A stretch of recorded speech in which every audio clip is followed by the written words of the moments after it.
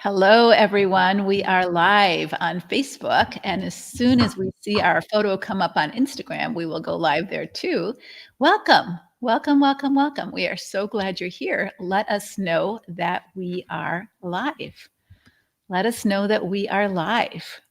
I don't see anybody saying we are live, so let me know that we are alive and well on YouTube and Facebook, and then we'll move it over to Streamer. Okay, hello. How Hello. are you, Susan and Teresa? You're here again. Thank you. You're very faithful to our Facebook Lives. Welcome. Today we have a hot topic on guilt. So hold on. I'm going to try to do this to Instagram, and I'm going to go live there. And that's not working. Hello, ladies. Yes, we have YouTubers and Facebookers here, and we're so excited to be adding Instagram to Susan, our take over. lives. It's not working. Hold on. Sure.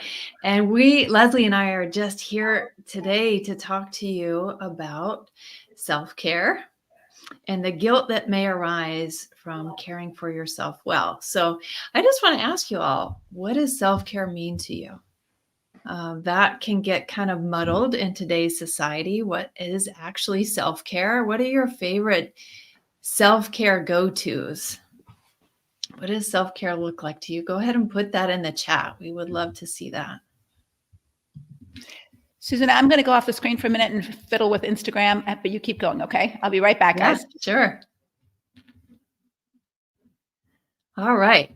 So it's just me here for a moment talking to you about self-care. What are your favorite self-care go-tos? What does self-care look like to you? So self-care is not self-indulgence. It's caring for yourself well. It's that whole idea of being a good parent to yourself. Taking a country ride. Thanks, Joyce, for contributing to our chat.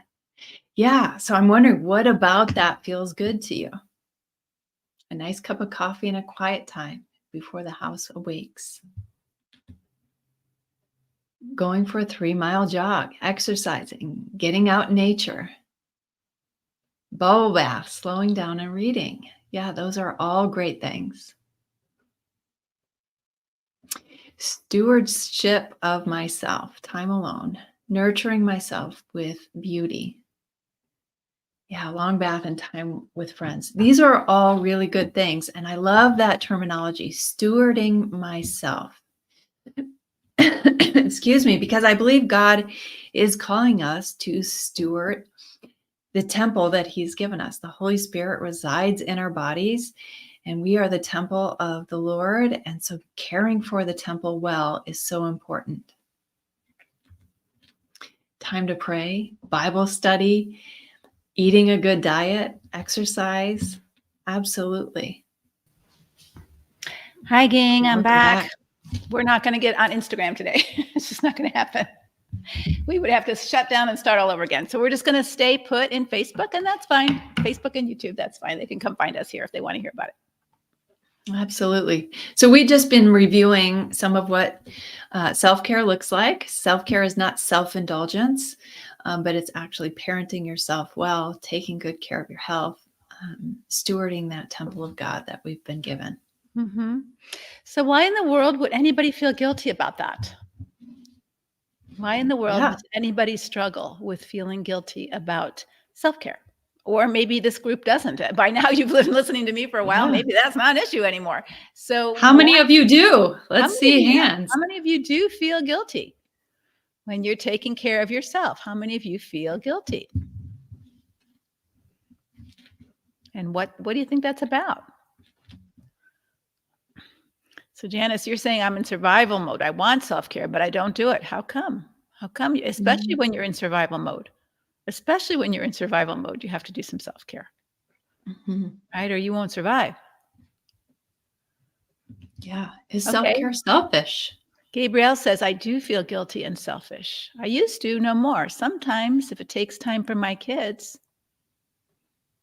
sometimes by others, it sounds like sometimes other people make you feel guilty or try to make you feel guilty. They will. All right. So some of you do sometimes, I see. So what do?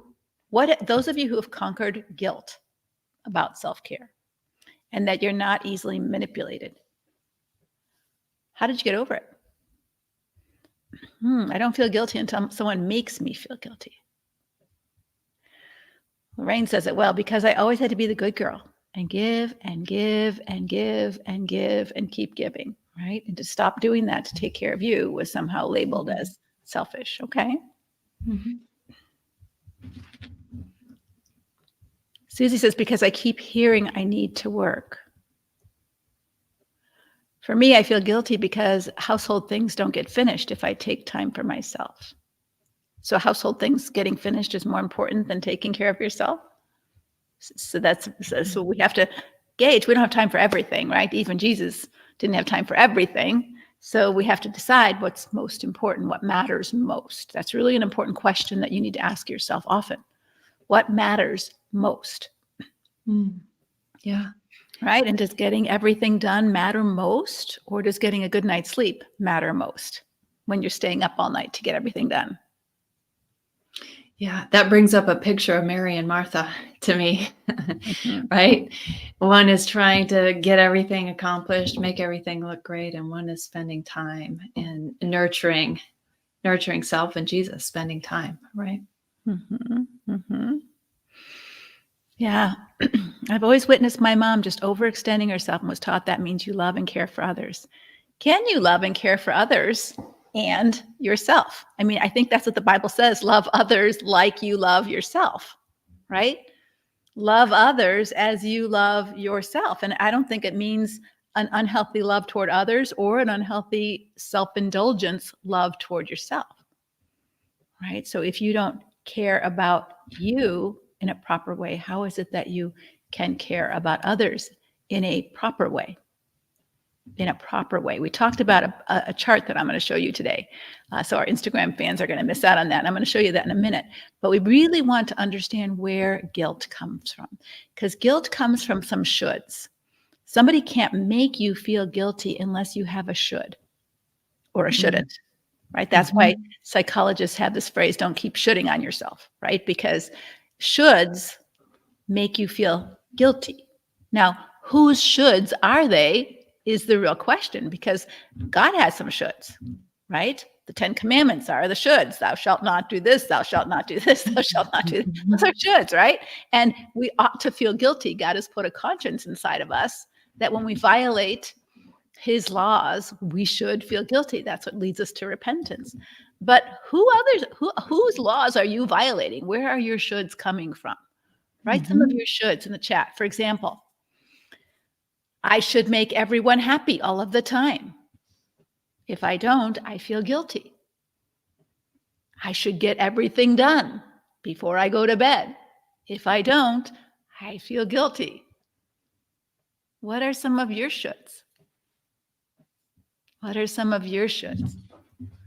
Yeah, Lorraine, probably your should is I should give and give and give and give, because that's what a good Christian girl does. And when I don't, I feel selfish. What other shoulds? I should think of others before myself. I should always think of others before myself. It's usually, yeah. What other shoulds do you recognize in yourself? Assuming what others think I should be doing. Yes, putting that on someone else, worried about what somebody else is thinking about you. Mm-hmm. I should always make everyone happy with me.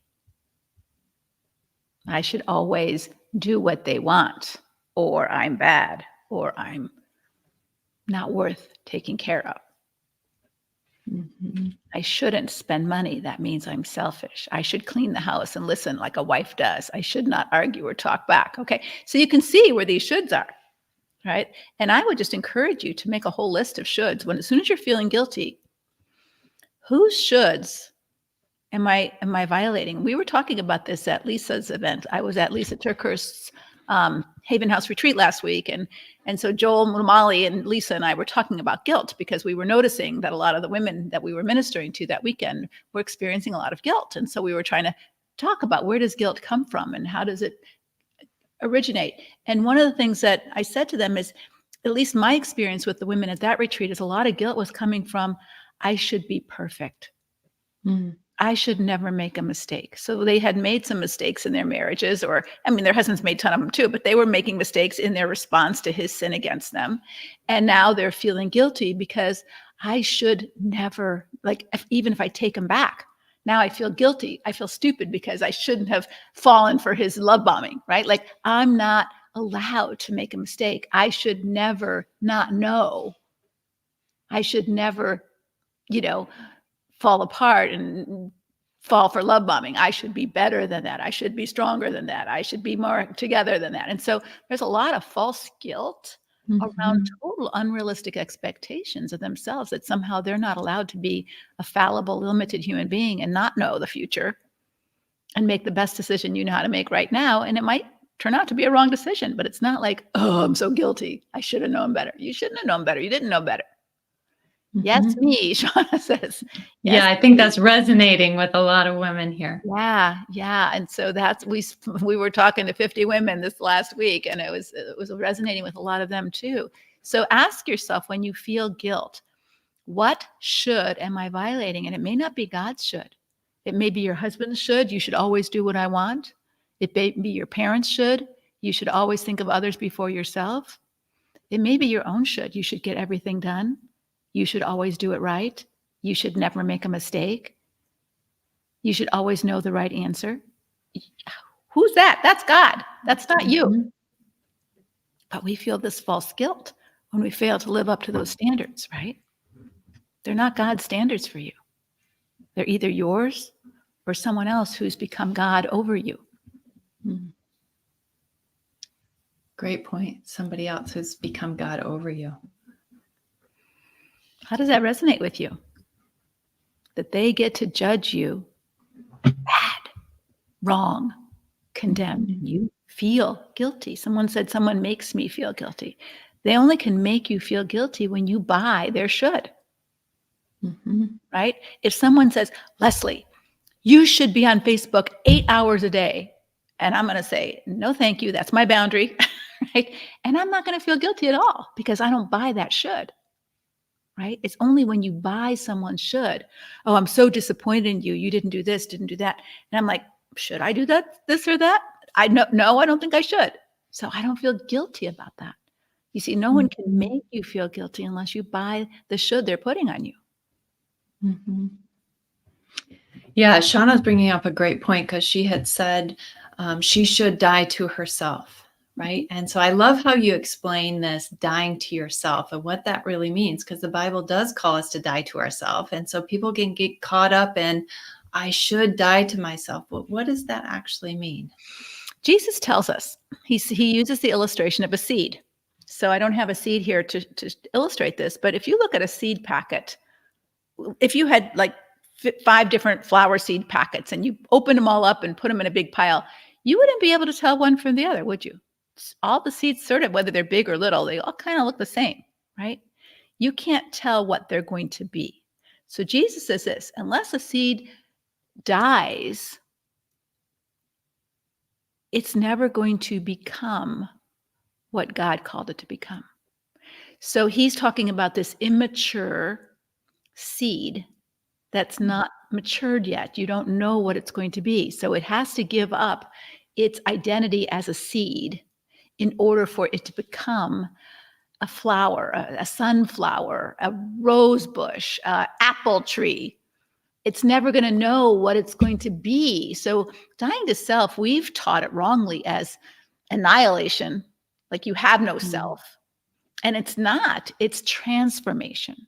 You die in order to become more, not less. You die to become more, not less.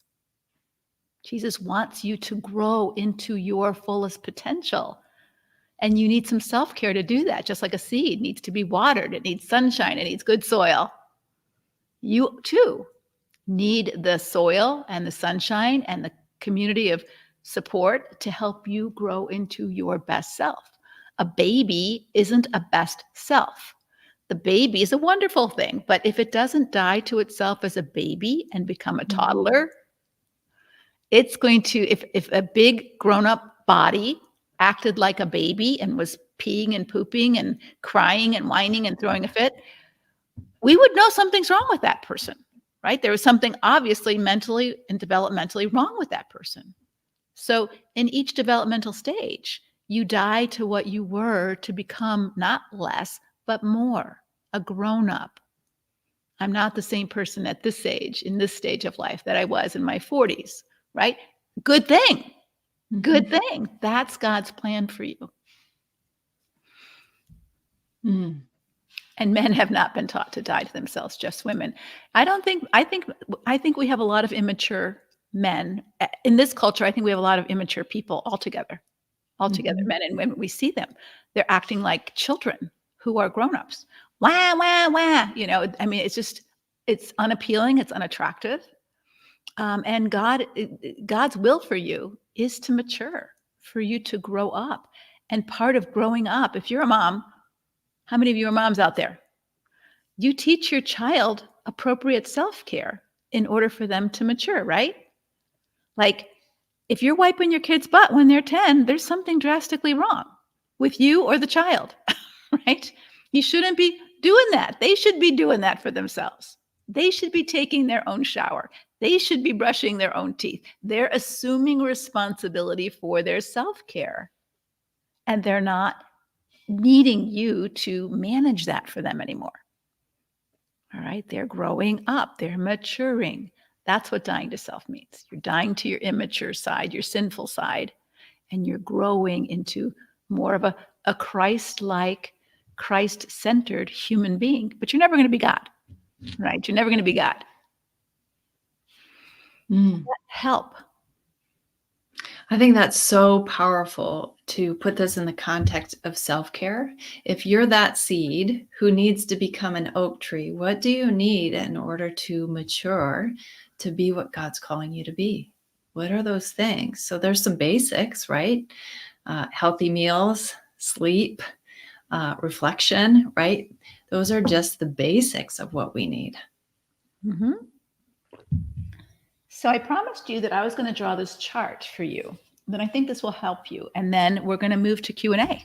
Okay, so if you have a question that you'd like to ask about guilt.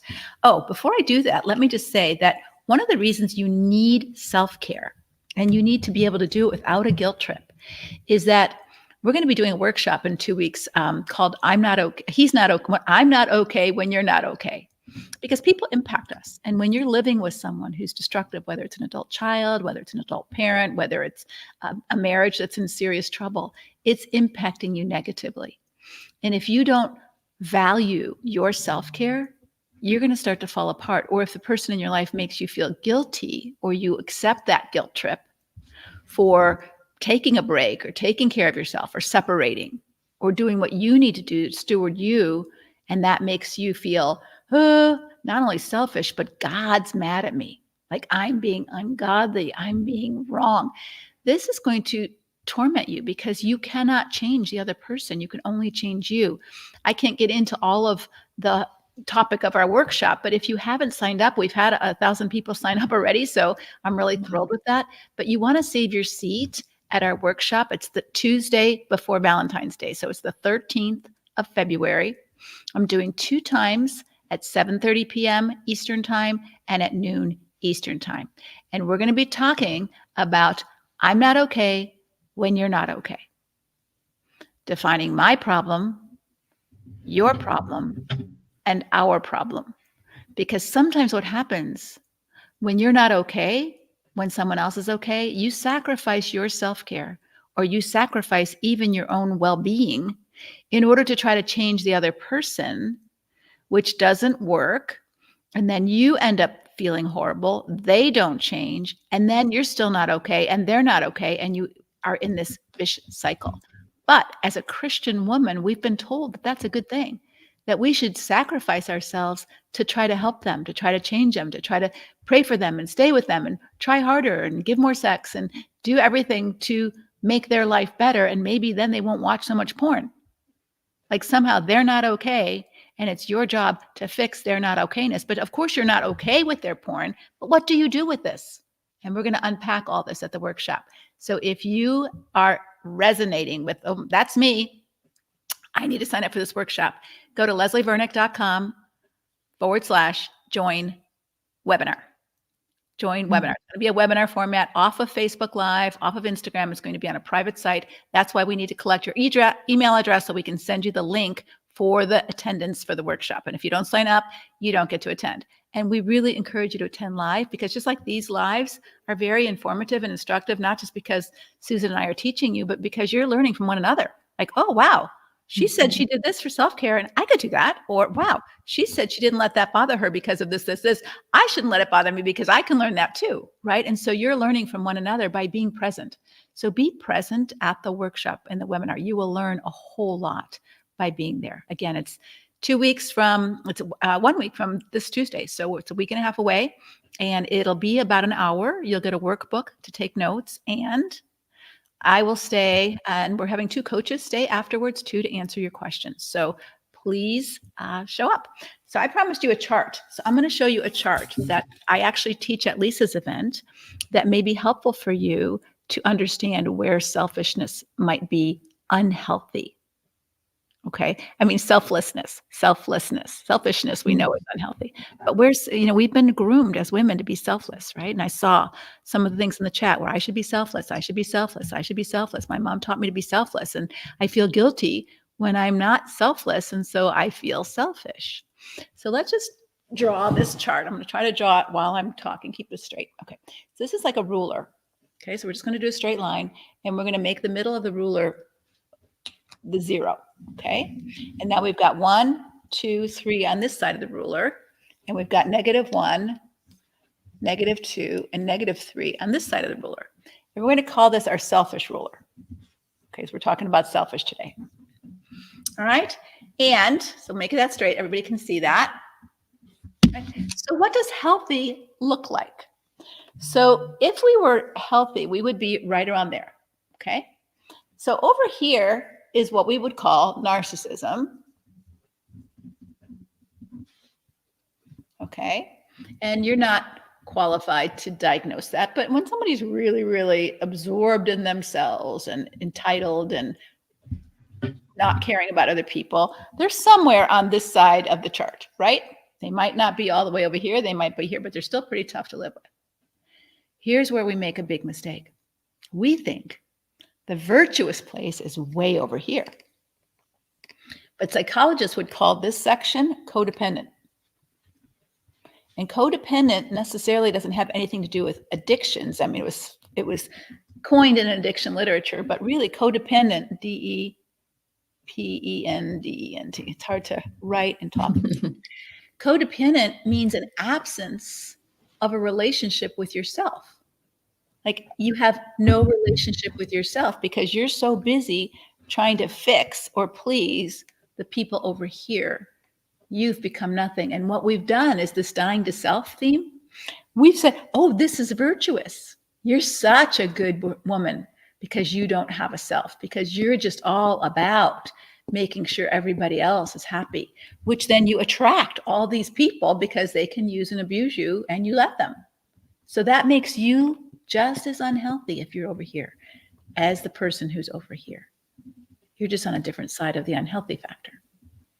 So if you are recognizing yourself, wow, I never saw that as unhealthy. I thought that was virtuous. Then maybe self-care starts to it's going to feel a little selfish to you because you're going to start taking baby steps to get to here. You're not going to go here. Don't worry. You're just trying to get from -3 to -1. Okay. You're still on the selfless side of this chart, but there is some times when you should be a little selfish. So what does healthy selfishness look like? Put that in the chat. Like you go to bed when you need to go to bed, right? That's not healthy selfishness. That's good self-care. Or maybe it's your birthday and you want someone to say, it's your birthday. Happy birthday. Here's some flowers. Here's a cake. Here's celebrate you. Or you're in labor and delivery. And no, you do not want to care about your husband's feelings right now because he's tired of taking care of you, right? You just want to be absorbed in you because you're trying to birth a baby. Or you're in intensive care and you get to decide, no, I don't want lots of visitors. And I don't have to feel selfish because my mother's feelings are hurt because I won't let her in my room. Right? So there's a place for some healthy, no boundaries, self-care. We talked about that all yesterday. Where are your boundaries? Where are your no's? That's not being selfish. When you have no care for yourself, that's unhealthy. So as you start listening to this and maybe attend the workshop next week and do your work to get healthy, because sometimes you're here and all you're doing is trying to fix him, change him, please him. Hey, why don't you move over here? Why don't you stop being so selfish? I'm not okay because you're this way. Instead of saying, wait, what do I need to do to start moving here to take care of me? I can't change him, but I can work on me. And somebody put in the chat, I'm going to change my dance steps. And that's exactly what you need to do. But for those of you who tend to feel selfish when you do that, just recognize, oh, you've had this belief, I should be sacrificially selfish at all times and only care for anybody else. And so if you have that belief, if you're going to start moving forward towards normal, this zero healthy mark, it is going to feel awkward for you. It is going to feel a little uncomfortable. Susan, do you have any thoughts on this as we start taking some questions? Yeah, and mentioning those thoughts in your head. So I'm noticing in the chat, you take on the thoughts of other people, right? Families telling you you need to die to yourself. They tell you you're not being a Christian, that you're not Christ-like. What's really important is, what do you think about that? What do you believe about that? Are you supposed to suffer like Christ and actually be beaten and bruised and die? Are you a savior? Right? So that's kind of what they're telling you, is you need to save me like Christ saved me. Is that true? Is that what you believe? And so really kind of rewriting in your thoughts, not what somebody else is telling you, not the shoulds that they're giving you, but what is your own belief about you and what God's calling you to? And that healthy mark on Leslie's diagram, what does that look like? Yeah, I mean, people will tell you all kinds of stuff. They told Jesus, you're selfish. Jesus, you're demon possessed. Jesus, you're out of your mind, right? You shouldn't be healing people on the Sabbath. You shouldn't be doing good things. This is against the law. They were telling him the same. People aren't going to change. People are people, right? So if you're going to get healthy, it's up to you to decide, am I living by their rules? Or am I living by God's rules and my boundaries? I get to decide. The more mature, just like your children may not have the same convictions about certain things that you have. Maybe they, have a glass of wine and you grew up that was bad, or maybe they don't have a problem with speaking up and you do, because they have different beliefs, right? It doesn't make them wrong or right. And so we might have different beliefs with someone that we love. And aren't you allowed to be a fully functioning adult that thinks differently than your husband or your mother or your child or your pastor? I believe you are. I believe you are. I don't think that God calls us all to think the same. We're to be like-minded, and we have different functions, different roles, and we've all been given a good mind to discern, and the Holy Spirit inside of us. And it says in John 14 that Jesus has given each of us the Holy Spirit so that we can discern truth. Not that we have to defer our discernment meter to someone else. We can discern what's good and true and right if we've truly surrendered to him, right? Not to someone else for those decisions, but for God to show us. He says he will show us. He will give us wisdom. So why are we so easily controlled and manipulated by someone else and their thoughts and their ideas? That's the question. If that's you, then getting healthy isn't trying to stop them. It's trying to get yourself to a place where you can think for yourself, right? And self-centered people want you to be codependent, because that creates the balance in the relationship they want, where they can be to the far end on the positive side. They need you to be at the far end of the negative side. So this obviously really they're going to tell you, you need to be more codependent. You need to be more selfless. Don't have a self so I can remain over here. Yeah. And so like attracts like. So if a narcissist dated someone over here, a woman over here, what's she going to tell him when he starts acting up in his selfish way? She's going to say, this isn't for me. Take a hike. You're not the right boyfriend for me. Whether she says that out loud to him or she says that to herself, she's not buying his story. But those of us who have found ourselves over here, we want to be the rescuer. We want to be the savior. We want to be the fixer. We want to be the love of his life, the one he needs so much, because that fills our empty bucket because we have no self. Right? And so this is really important, ladies, that as much as we can see the ickiness in him, we need to also recognize that if we're willing to continue to put up with that, we've been fed some lies in the Christian church about what a good Christian woman looks like. And she doesn't look like this. She doesn't look like this. If you look at the independence of the Proverbs 31 woman, think about it. Yes, she did a lot, but we've extolled her virtue. We haven't extolled her virtuosity. We've extolled her productivity. And she is productive as a woman. But really, she makes her decisions. She buys and sells a field. She works. She has her own money. She does what she wants to do. She's not saying, can I go here? Can I go there? Can I do this? Do you love me? Do you want? She's living her life in a fully adult, mature capacity way. And she has a good marriage. And her husband trusts her to do good, not harm, all the days of his life. And she trusts him to do him good, not harm, her good, not harm. That's a healthy relationship. That's the model of a healthy relationship.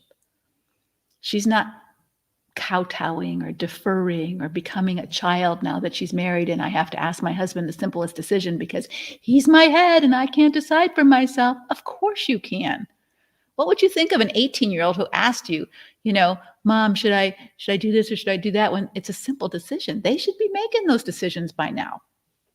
Right? And so we don't want to go back to immaturity. That's not dying to ourselves. Dying to ourselves is to grow into our fullest maturity and let go of our old ways. Put off, put on, put off your old self. Same thing as dying to self. Put off your old selfless self that was afraid of man and kowtowed to the fear of man. Put that off and put on your new self, who was created to be strong and virtuous and wise and fully human.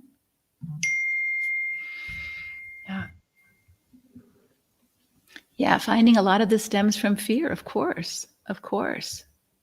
And what casts out fear? Perfect love, right?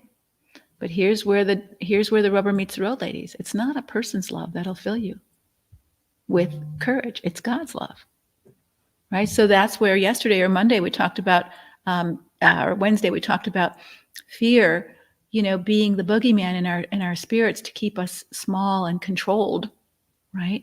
But what if it wasn't because we were so man-centered? Like, I need him to change. I need him to love me. I need him to stop being so selfish for me to be okay. Well, if that's where you're at, then of course you're going to be afraid to rock the boat because they're your oxygen, right? But what if God was your oxygen and you really were confident in his love for you? Then maybe rocking the boat isn't as scary as it is when someone else is your oxygen. Yeah, that fear can really hold you back from moving forward in the direction that helps you to be healthy and to take care of yourself well. Okay, so we're going to switch into some questions. We only have one question on the question tracker. So if you want to ask a question about this, please put it in the chat. And Julie, if you can search the chat and see if there's any other questions, or if you want to ask a question anonymously, you don't want to put it in the chat because it's our public Facebook feed, just go to leslievernick.com/question/, and that will just take you to write it on a document that you can send to our team, and she'll put it in the chat here that we can answer. Here's one question. So, is not wanting a relationship with him until he takes accountability or responsibility wrong? Susan, you want to start with that one? Our only question? Yeah, well, I understand not wanting to be in relationship with somebody who doesn't take accountability, because that's not a healthy trait in a person. So is this a one-off or a pattern? That would be my question. Is he not able to or willing to ever take accountability? I don't really think you can have much of a relationship. So I understand why you wouldn't want that. So defining what kind of relationship can you have with a person who doesn't take accountability? You could maybe have a very distant relationship, a very surface level relationship, but you're certainly not going to have a deep relationship with somebody who doesn't own their own life and take accountability for that. So is it wrong to not want that? Absolutely not. But I think the question is, what could the relationship look like? What do you want to do with this relationship, given that he doesn't take accountability? Mm-hmm. I think that's such a good answer. And I think here's again where we defer to other people. Did Jesus have relationships with everybody? No. He didn't have relationships. First of all, we're not capable of having relationships with anybody. We don't have enough time and energy to get to know people and have relationships with everybody. So we're going to have to decide, yay or nay. Do I want a relationship with you? Do I not want a relationship with you? Right? And it's not you're good, you're bad, because even all the good people in the world, we couldn't have a relationship with them, even if we wanted to. So part of self-care is coming to understand limitations and capacity. These are my limitations. I don't have a big bandwidth for a lot of relationships because I like to go deep and I like to be close. And so that takes time. So I think it's, again, a misnomer to think we're selfish or wrong, even in a Bible study of women, to say, I don't really want to spend any time with this person. I don't want to give up my time to be in a friendship with this person. We don't share the same values, or we don't share the same likes, or her personality gets on my nerves. No. Now, does that mean if she needed a meal because she was in the hospital, I wouldn't bring her one? I can be kind. I can minister to her if I need to. God calls us to do that. But I don't have to be besties with her, right? I don't have to give her access to me and my time. I may not want to. I might not have it. And it's okay for you to say, no, I don't know what this person is. It sounds like they may be your husband, right? So if you've already promised to be in a relationship with this person or adult child, they are your child. Mm-hmm. It still doesn't mean that you're going to have a close relationship with them. So Jesus didn't have a close relationship with his brothers, right? They thought he was crazy. They thought he was crazy, out of his mind. That's what they said. Come home, Jesus, you're crazy. You're out of your mind. And he said, the people who believe in me are my sisters and he began to extend the people he was close to, but he was only close to a few people. He was close to Peter and John. He was close to Mary, Martha, Lazarus. But even all of the 12 disciples, he didn't have, at least we don't have record of him having close relationship with. He taught them, like I'm teaching you. I care about you, but I don't know you. You're not in my life. And so I think these are really important permissions. So this goes back to that should. I should be friends with everyone. I should always be in a relationship with everyone who wants me to. I should always be available to anybody who wants my time.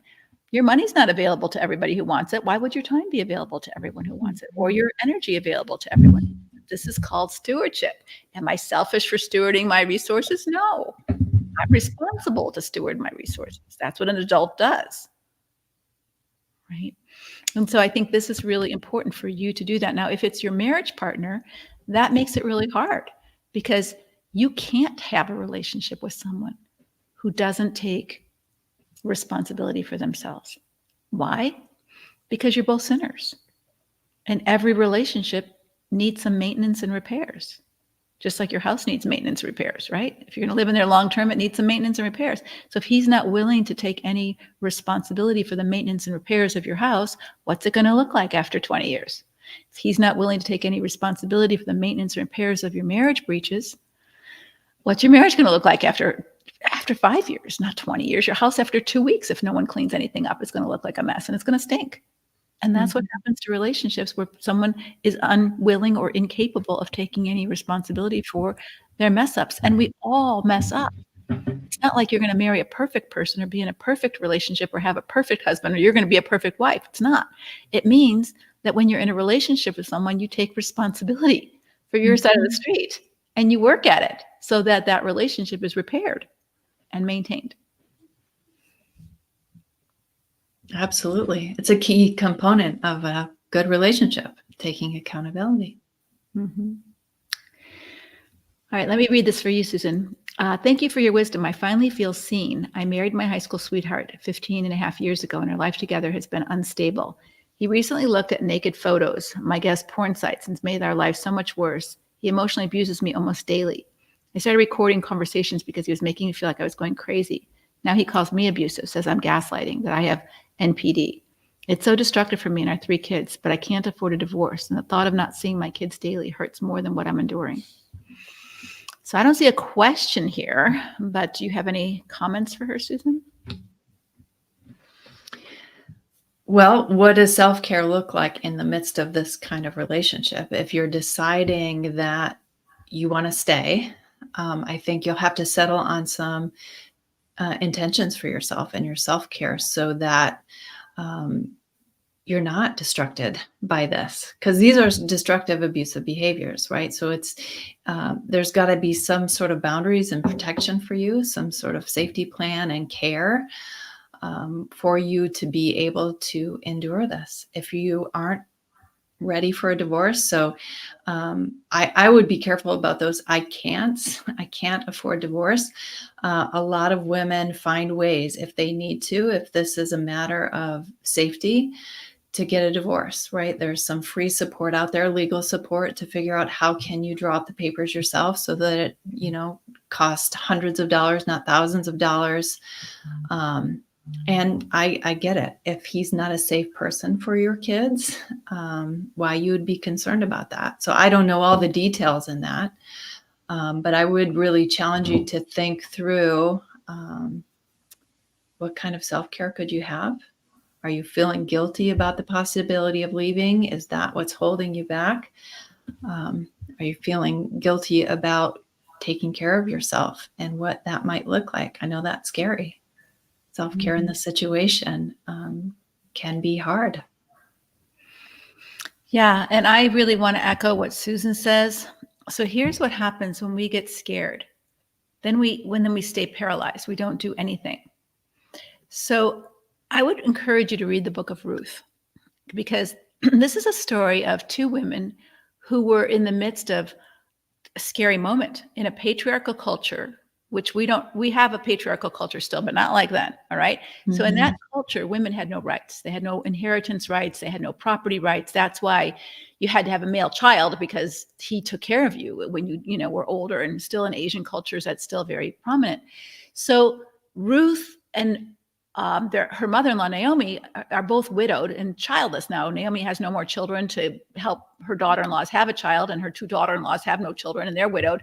And so you've got these 3 women who have no money, who are totally widowed, and in a culture where they just can't go get a job at Uber Eats, or do something like drive an Uber car, or get a job at Target. There is no jobs for women.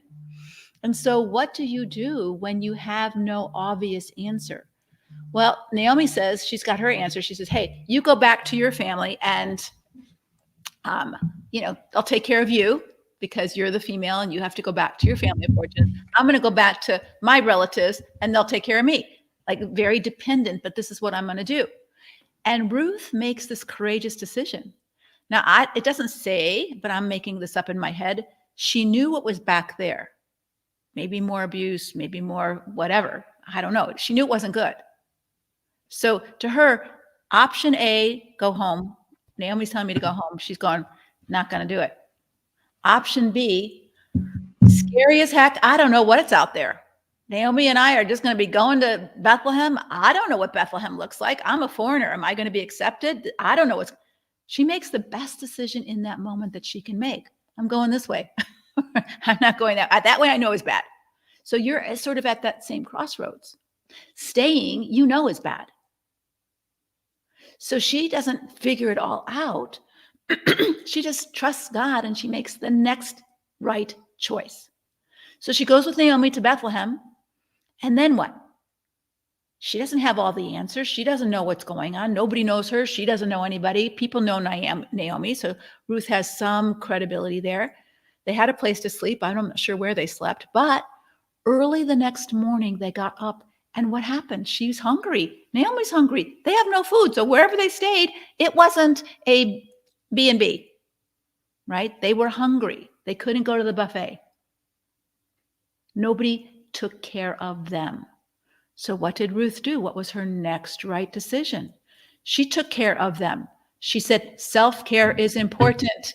I'm going to go out to some random field, which was in their culture allowed, and pick up the stuff that the gleaners didn't catch.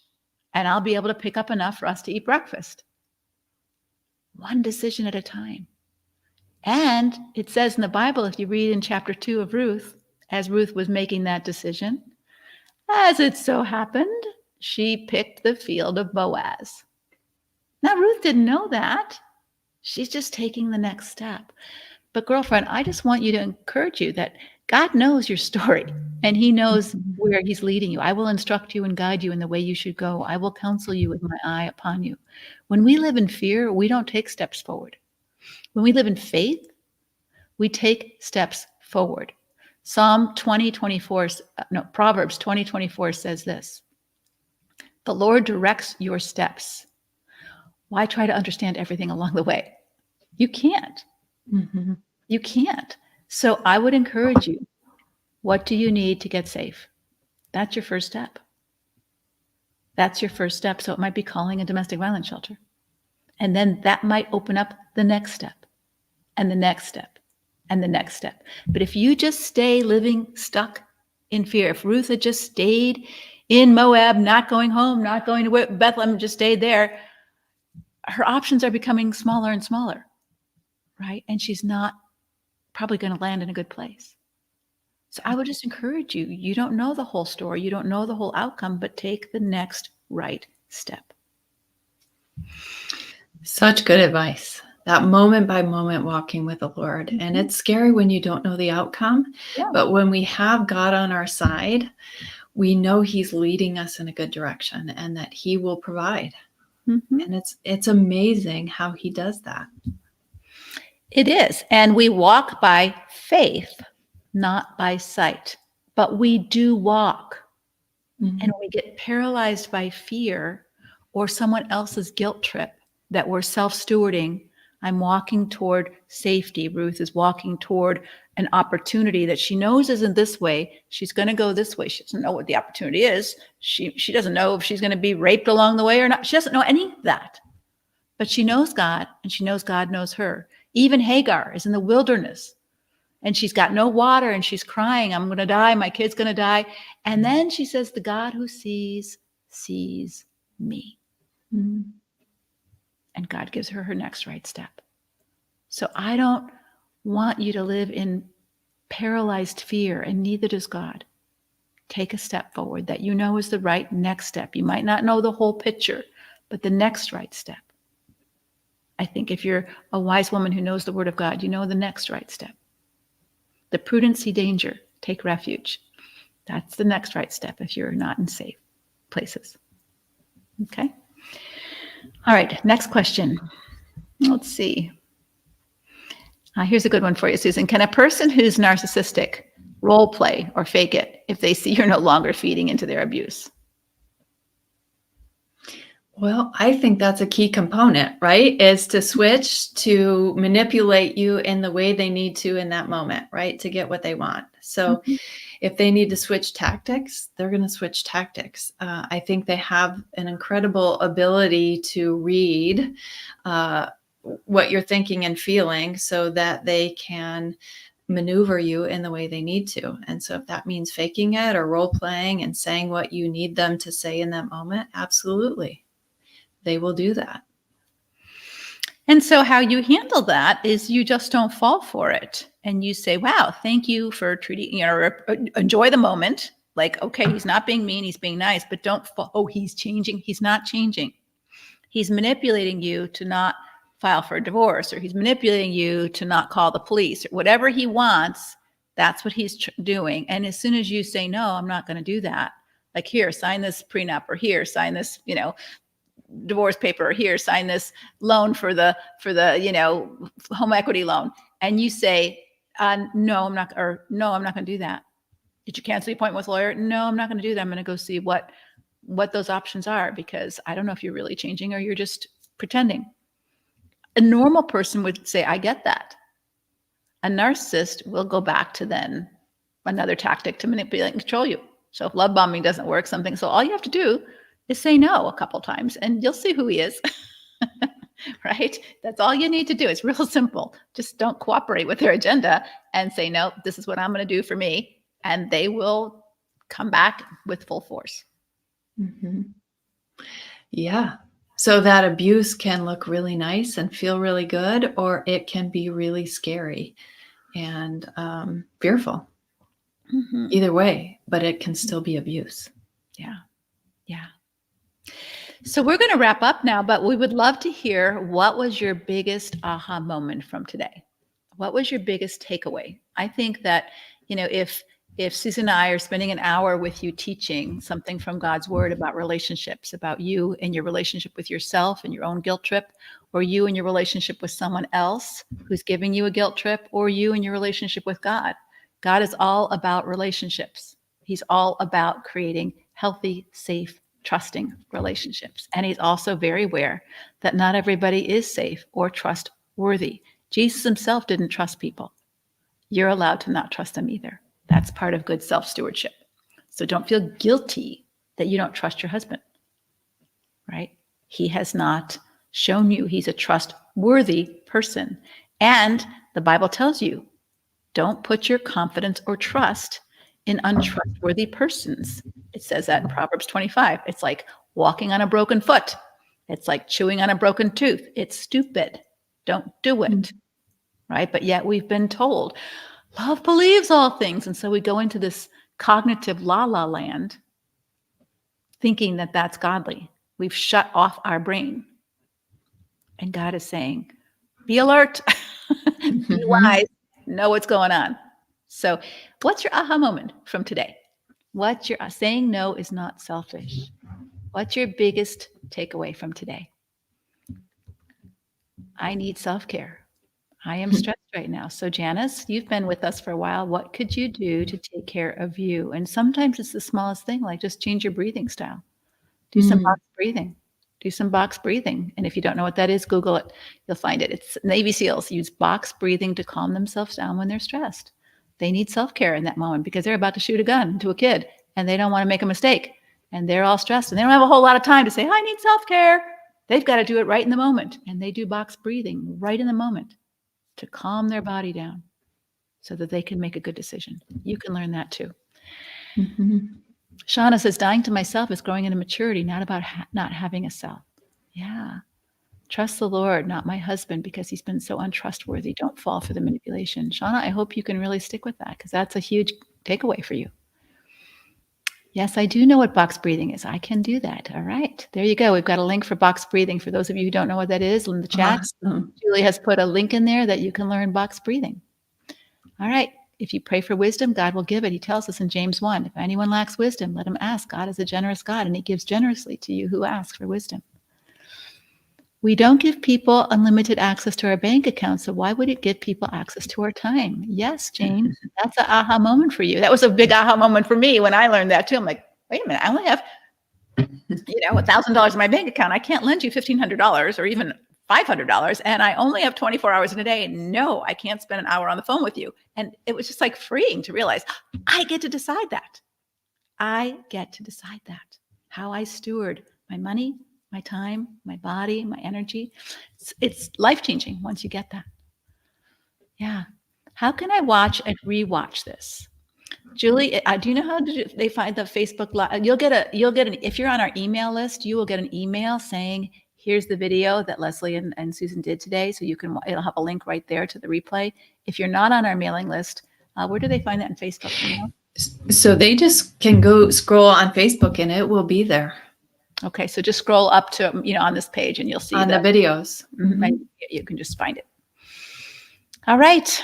It'll be under the video tabs on this Facebook page. There you go. There you go. Okay. So I hope this is helpful, ladies, but most important. If you're resonating, you might not resonate, but if you're resonating, and I think a lot of you are with what we're teaching here, I think that this workshop on the 13th will really be life-changing for you. I will give you very specific tools. Our coaches will walk you through what walking in core strength looks like so that you can grow strong. And it's totally free. It's totally free for an hour, and it's totally safe because we're not on Facebook. Nobody can come back and see what you put in the chat. It's not the recording. If you can't make it live, you'll get a recording of the video itself, but you will not get access to the chat or the Q&A, because we keep that very confidential. For people who show up, they get to have that time.